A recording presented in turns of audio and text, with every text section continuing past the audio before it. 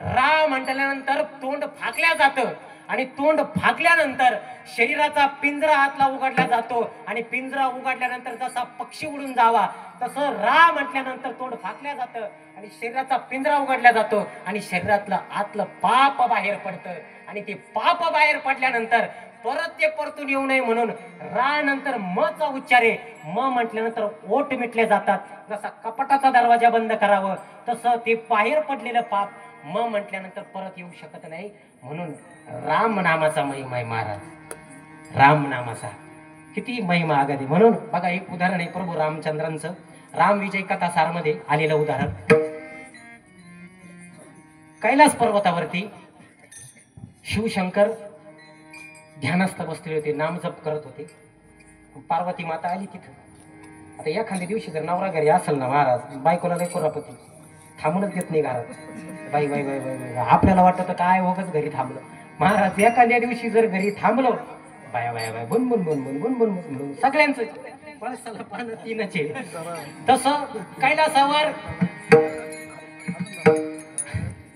आधीच ऑर्डर होती मी कीर्तनाला येणार नाही. बघा पार्वती माता गेली शिवशंकरापाशी आणि शंकर ध्यानास्थ बसलेले होते आणि राम नाम गात होते. पार्वती मातेने विचारलं की मी कुणाचं नामस्मरण करताय? म्हणे प्रभू रामचंद्राचं. आता पार्वती मातेने सांगितलं तुम्ही तुमच्यापेक्षा कोणी मोठा आहे का? राम नाम तुम्ही घेताय? म्हणे तिची बायको नेली रावणानं उचलू, ती याडागत हिंडताय म्हणे. माता बोलती बरं का, मी त्याच्यातले नाही तर तुम्ही म्हणशाल महाराज का. पार्वती माता शिवशंकर भोले बाबांना सांगते तिची बायको रावणाने पळून गेली, ती येड्यागत दगडांना मिठ्या मारताय, विलींना मिठ्या मारताय, तुम्ही त्याचं नाव स्मरण करताय. म्हणे तुमच्यापेक्षा कोणी मोठा आहे का? तुम्ही त्याचं नाव, तिची बायको रावणाने नेमती विलीनला दगडांना मिठ्या मारताय. म्हणे मला तर काही बाई पटनच म्हणे तुमचं. नाही नाही म्हणे. भोले बाबांनी सांगितलं म्हणे तो रघुकुलाचा मुकुटमणी आहे आणि ज्याच्या नावानं पापाचे डोंगरच्या डोंगर जळून जातात. म्हणे प्रभू रामचंद्राचा महिमा आगाधे म्हणून मी स्मरण करतोय. म्हणे जगाचा पालन करता निर्विकार तोच आहे, त्याचा अंत नाही तोच आहे. म्हणे पार्वती माता म्हणे अजिबात मला अंतर्धानानं कळतंय. मी म्हणे पा म्हणे तुम्ही ज्याचं तुमच्या अधिष्ठानाला मी एका मिनिटात फसून येते म्हणे. आता म्हणे लागली का पहिले? म्हणे लागली. म्हणे पार्वती माता अंतर्धान पावली आणि होबे हो सीता मातेचं पार्वती मातेनं रूप घेतलं आणि प्रभू रामचंद्र लक्ष्मण जे जंगलात सीता मातेला पाहत हिंडत होते तिथं पार्वती माता गेली. असला सुगंध पार्वती मातेचा तुम्हाला सांगतो. भ्रमराचे कळपच्या कळप माता असते भवानी साक्षात.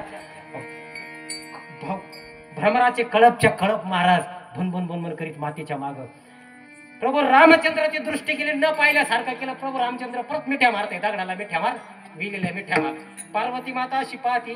लक्ष्मण दादाने पाहिलं. लक्ष्मण दादा म्हणाले म्हणे दादा सीता माता राक्षसाच्या तावडीतून सुटून आली. अरे तू बघ ना तरी, वहिनीकडे बघ तरी एकदा, वहिनीकडे बघ आली. म्हणे देव सुद्धा म्हणू लागले रामा पार्वती माता आली तिच्याकडे एकदा बघ, तिला वाईट वाटेल बघ. देवांना सांगितलं प्रभू रामचंद्राने अंतर्धानाने तुम्हाला हे कळणार नाही म्हणे, ही लीला फक्त मलाच कळती म्हणे. लक्ष्मण दादा म्हणाले रामाला दादा बघा तरी वहिनी आली ती तुमच्याकडे बघती बघा तरी.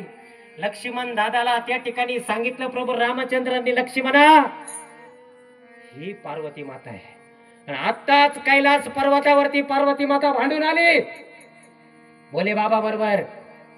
भोले बाबाबरोबर भांडून आली आणि तिनं सांगितलं मी तुमच्या ज्यांचं तुम्ही स्मरण करताय त्यांना मी कशी फसून येते पहा म्हणे. यांचं संभाषण चालू पार्वती मातेनं ऐकलं ना. पार्वती माता जशी आली तशी प्रभू रामचंद्रांच्या चरणावर नतमस्तक झाली आणि प्रभू रामचंद्राला म्हणे काय आता मला कळालं माझे पती तुमचं नामस्मरण का करतात म्हणे. नामस्मरण तुमचं का करतात म्हणे तुमचा वेद लागत नाही, तुमचा ठाव लागत नाही म्हणे. मग त्यावेळेस प्रभू रामचंद्रांनी स्पष्टीकरण दिलं माते मी विलीनला दगडांना मिठ्या का मारतोय कैलासावर गेल्यावर तुमच्या पतींना विचारा. ते म्हणे नाही नाही नाही. जसं आकाशाला वायू वायूला आकाश आहे, आकाशाला कळत नाही वायू वायूला आकाश कळत नाही, तसे तुम्ही दोघे तुम्हीच कृपा करून मला दिव्य दृष्टी द्या मला सांगा म्हणे.